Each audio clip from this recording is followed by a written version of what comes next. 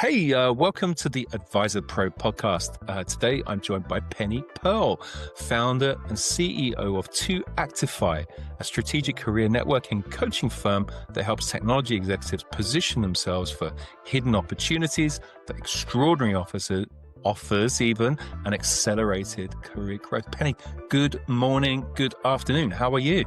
Good morning. Doing well. I'm very excited to have our interchange. Wonderful. Well, thank you so much for coming on the podcast. And look, I'm sure by the time your episode is released, we'll have thousands, if not hundreds of thousands of people listening to this. Absolutely fascinated about getting into this. And you've spent more than 2 decades coaching professionals, navigating the complexities of executive transitions, teaching them how to market themselves like brands, communicate with value, with clarity, and then attract opportunities. That some of those opportunities, of course, that never make it to job boards. How do you do that? I'm fascinated. Well, it's really them doing it and me pulling it out of them. And I always have to start with somebody who wants to be in that position where they're ready to make a change. They're ready to take the actions and be somewhat uncomfortable as they make the transition, because it's a very action-oriented endeavor and sometimes uncomfortable, especially if, as I work with leaders and they want to portray their leadership persona, they're in a way taking a step backward to make 10 steps forward. Exactly. And that's something very, very much a common thread with all the people, as we've talked about before, that I coach and I mentor. They've taken their big corporate career and then they're now holding the nose and looking to jump in the deep end. And very often they haven't got a clue what they're doing.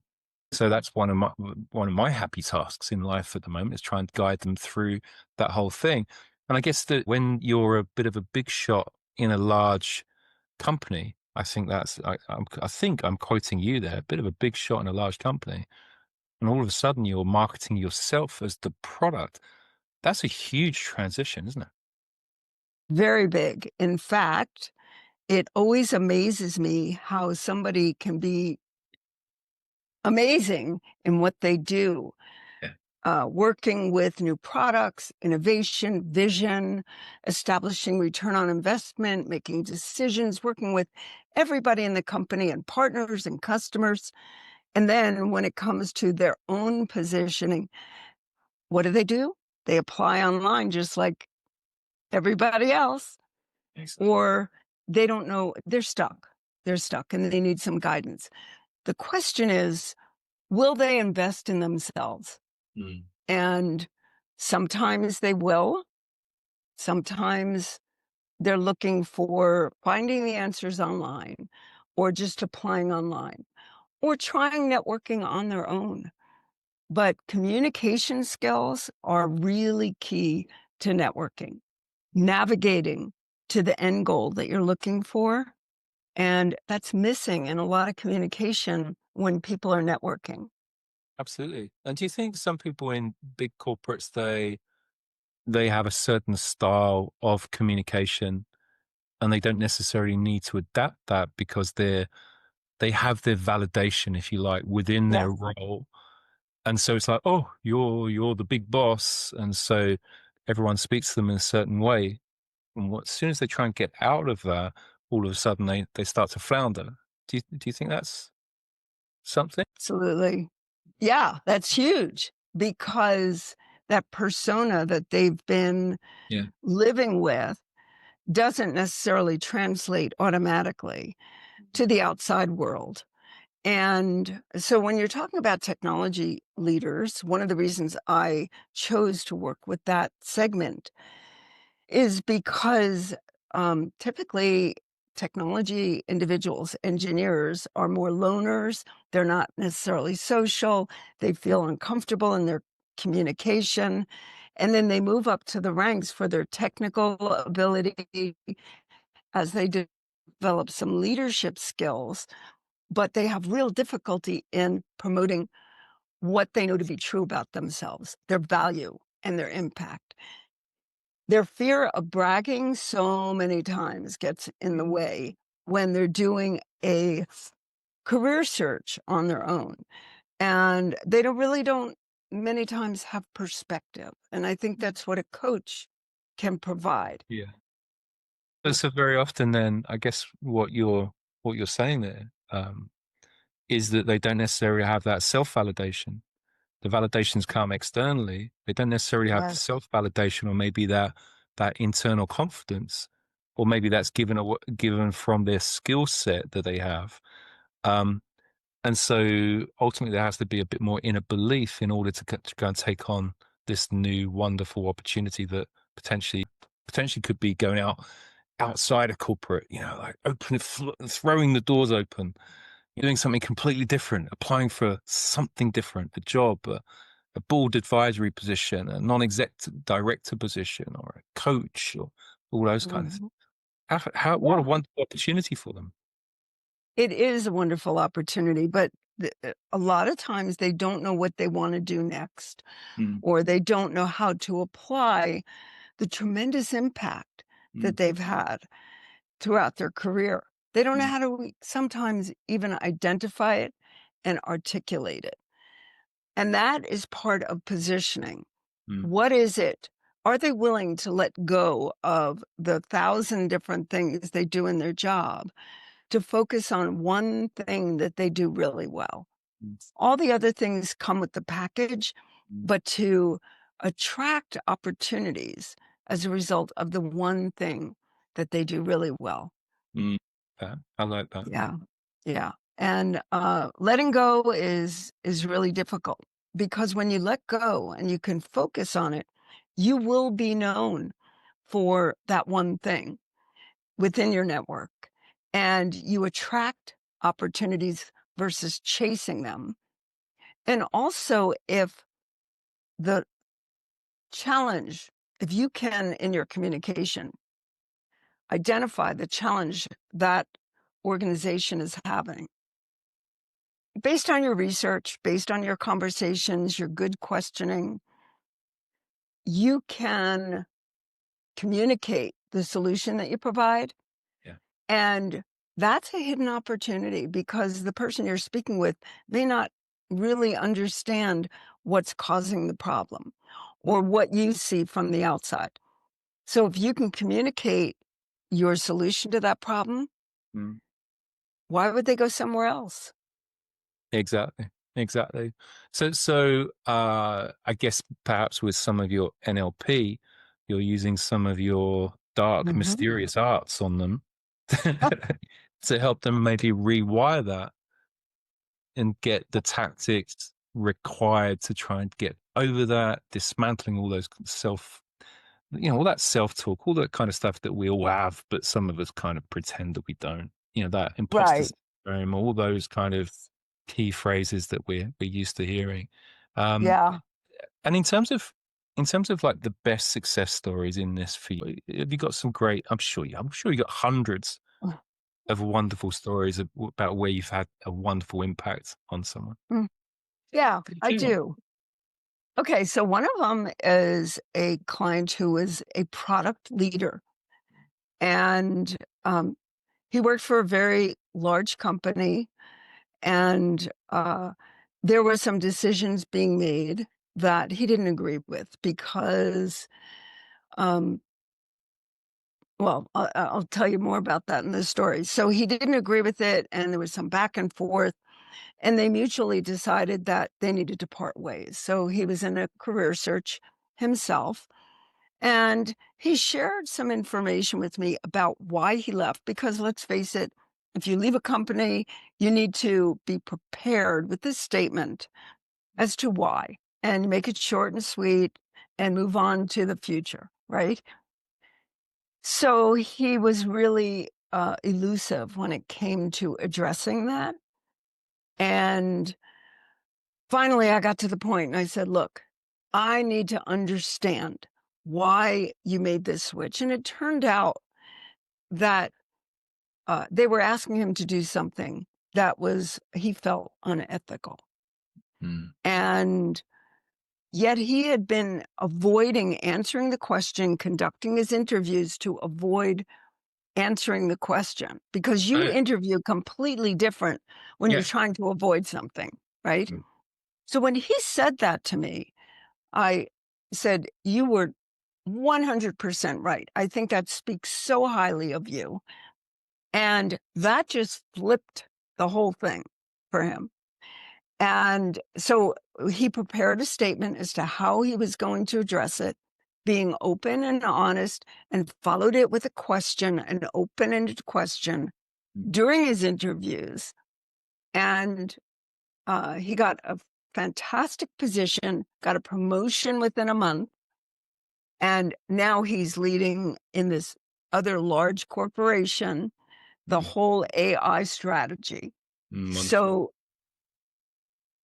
it was one block, Yeah. really, one Yeah. blockage he had that was affecting everything. So could he have figured that out online? Could he have figured that out if he just applied to another job? Absolutely not. Mm. In fact, what do you really learn about Mm. making transformation when you apply online? Zero. Well, I think this is a massive problem. Personally, Yes. we might be going on Mhm. piece there a bit, but let's go there. Let's see how the powder falls. Um, I I look every now and then at some big honestly, for anyone listening, don't worry if you're one of my customers. I'm not going to go get a job in New York City for a stupid amount of money, because there's 700 people applying for that same job, and the algorithm will say, "No, you're not the right fit," because in the arbitrary LinkedIn fields that say you have certain skill sets. I've been on the other side of this as the hiring manager. I don't see automatically the first 50% of resumes. So there could be absolute gold in them hills. There could be wonderful, wonderful. No, of course, there will be, but I don't even see them as the hiring manager. Yeah, Right. surely something's wrong with that. Well, let me tell you, let's add to that. Yeah. So you've got the first gate is the applicant tracking system. Mm. Oh yeah. And so in order to beat that, you've got to be really good or use the right AI in order to overcome that. The second gateway is you're working with HR, recruiters. But here's the final thing. Do recruiters make a decision on who to hire? Absolutely not.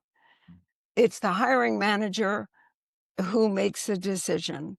And that's why all of my focus is on not tactical, although there are tactics, but strategic networking. Mm. Mm. And that means that you are navigating toward a goal. And this transformation that you're taking is all toward that goal. Transformation in presenting your value, transformation in articulating your positioning, and transformation in your communication skills so that you can create a need for what you have to offer. Well, That I, go ahead. no, please, you're you're the Oh, guest.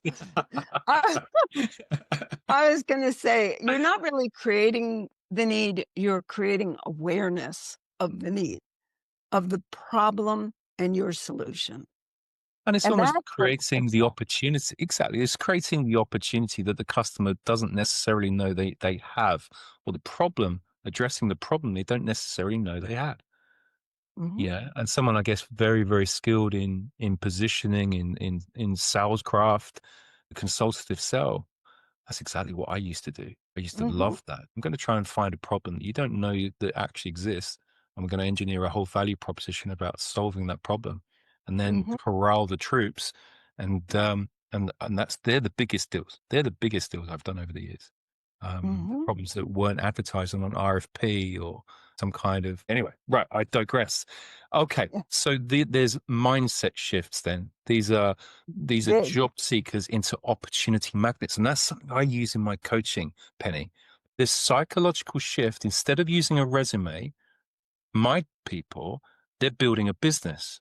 They're not necessarily applying for a job. And so I say to them, ditch the resume. Let's build an executive summary. because in an executive summary, you're a business coming to a business head to head. Yes. Or even better, you're the thing on Mhm. top and the business is the thing that wants you. The law of attraction kind of things. Instead of a resume, Mhm. you're always below psychologically. Apply, please give me a job. Looking up. Oh, Yes. let's flip that around and make you the thing of power. That works Right. really well. People love that. Yes, that is a great model to demonstrate to somebody so they can visually picture what Mm. we're talking about here. And, so when you apply online and what are you applying to? I mean, you're applying to a system that wants to eliminate you. And Yeah. all to get to somebody who isn't going to make a decision to hire you anyway, like an HR person. So with networking, there are so many benefits. You are being referred. You're less of a risk to the person that's interviewing Yeah. you. And you just have to perform. When I say perform, you have to meet the requirements of solving the problem that the individual is trying to take care of. So it's not really a sales pitch. It's you've got a skill and expertise, and you're trying to identify with the person you're meeting with what their need is and how your expertise can help mitigate. I love that. I love that. So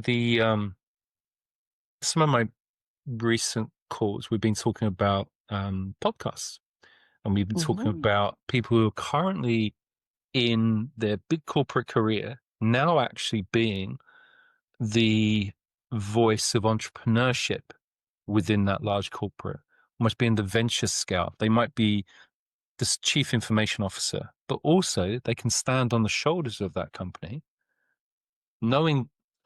Should we say this? This is top secret stuff, Penny. Knowing full well that they're going to leave that organization. Right. So why not use that platform that that organization gives you to then do speaking opportunities, to do podcasts, to be the venture scout, to be the person who's bringing innovation into that business? And guess what? The people that you're bringing into the business could be your board advisory positions of the future. They could be your fractional engagements, and it's a strategy. I'm not sure if I should have said that.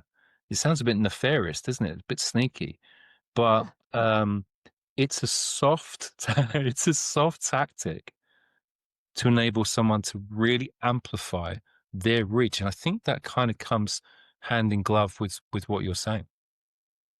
Yes. And in fact, that is one of the mindset shifts Mm. that needs to take place because this persona that is created by people in leadership positions many times is that they do have all the answers. And are they willing to say, I need help? I need an advisory board. I need a great coach in order to make changes for myself and for the company. And I need a coach outside of taking classes inside the company. Mm. That's what, Definitely. yeah, a lot of people do that. They take leadership classes inside the company that may not be addressing some of the transformations they need to be making in their own personal advancement. Mm, mm. So I guess perhaps some of the people that you work with, if they're a bit more technical in nature, they might see this as a bit salesy.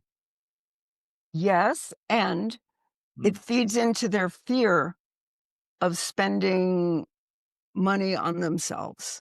They Yeah. don't want to invest because maybe it's fear of failure. Maybe it's fear of saying out loud what you've been avoiding all the time, that you need help. So there are times where when I'm working with somebody, if I sense and bring out that they are not willing to make some of those changes, they may not be the perfect client for me. Mm, mm. So because it's really up to them to make That's to make those actions. Yeah. And then I get individuals who are totally committed. They've tried the other route and it's not working for them, and they want some direction, they trust, and they're willing to take those giant steps. One other thing I want to make a comment about. Uh, First of all, I do a lot of one-on-ones. It's very much of a partnership so that I'm available to work with them in this transition. It's not just different topics that we talk about in the coaching sessions. It's even in between sessions so that we can overcome sometimes the little things that are getting in the way of them making those big transformations. And some of the things that I see individual executives going through, I see also with early career seekers. I work also with Rutgers University Mm. with their PhD scientists. I've been doing that for 9 years. And they're making the transition from academia to being a scientist in business. And it's very interesting how there's some similarity in the challenges they face and the executives. So I see that time and time again. It's saying, I am willing to make that big shift, see my own value, present my own value. So I do this with one-on-ones Mm. with potential clients. And because of this mentality of applying online versus developing the skills to do this through networking, I developed a course, an online course Yeah. that covers many different things about networking, Yeah. having conversations so that you can strategically guide the conversation Yeah. to a potential opportunity for you. Brilliant. Brilliant. Brilliant. I'd love to see that when I can. Yeah. Talking about the technical person and this the technical sales paradox, if you like. The best salespeople I've ever met are techies.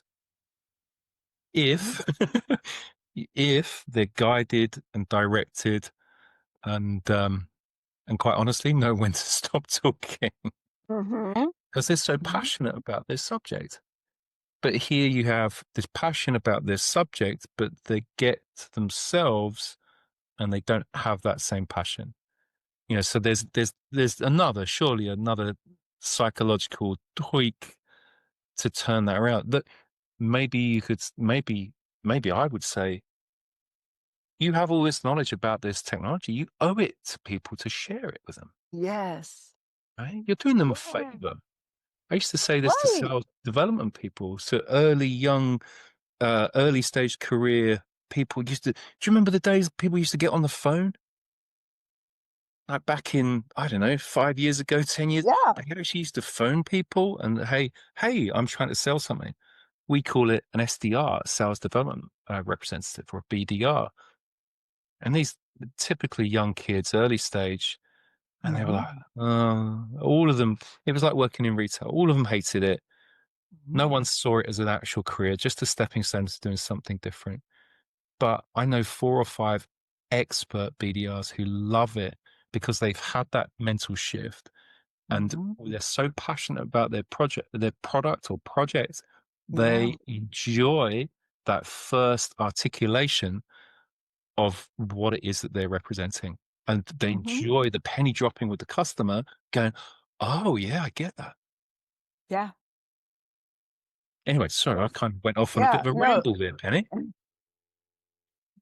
So it's not the transaction for people who are able to do that. It's their belief that they have a solution, and that enthusiasm needs to come across Yeah, in their communication. So not worrying about selling, but thinking about their delivery of a solution.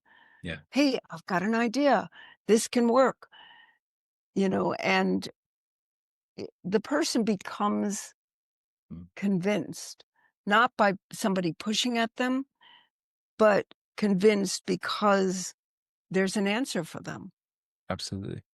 So as a great many of the people listening to this podcast will be senior execs now looking to jump into the deep end Mhm. with not another role necessarily, but maybe a series of roles. Maybe not another big role, but a series of roles, or a combination of doing different things. Um, does all the advice, does that still ring true with that kind of positioning? Absolutely. Yes, because you want to attract people. You want to attract potential clients Mm. that you can help. And positioning is really important. You don't want to be muddled. You don't want people to walk away saying, well, he sounds good. He seems to know what he's doing, but I really don't understand what he does. So being able to articulate where Mm. you can be the most helpful so that it's repeatable, so that person can share it with their network. Hey, I just met a guy who is really super with go to market strategies. He's outstanding. That's what you're trying to communicate. And Exactly. having these long dissertations about what you do just creates fog. It does. And what I started to practice this at events because, like yourself, I do a number of different things, and Mhm. I was struggling. Well, I struggled twice. I got doorstepped by someone who said, "And what do you do?" And I just got off a 2-hour train journey. I hadn't had a coffee, hadn't had breakfast, and I just went. I just didn't have an answer. And I said, "Actually, Coffee. Yeah. no coffee." I said, "Look, let me get a coffee and let me come back to you." And so I come back to her and said, "Well, actually, what is it you do?" Mhm. Yeah, because I work with investors and I work with founders and I work with advisors, it's important for me to try and discover who I'm actually speaking to first. Otherwise, I'm just going to go off on this big word salad of all these different things that I do. Mhm. And it's not going to appertain to their pain or their need, or I'm not going to make myself relevant in that first 30 seconds. So that's something I've been experimenting with. I fail sometimes. What do you do? Oh, and Yeah, right. Where shall I begin? where should, well, yeah. But then if you say, where shall I begin? That just sounds arrogant. Well, there's a different way to do it though. And Please help when me. yeah.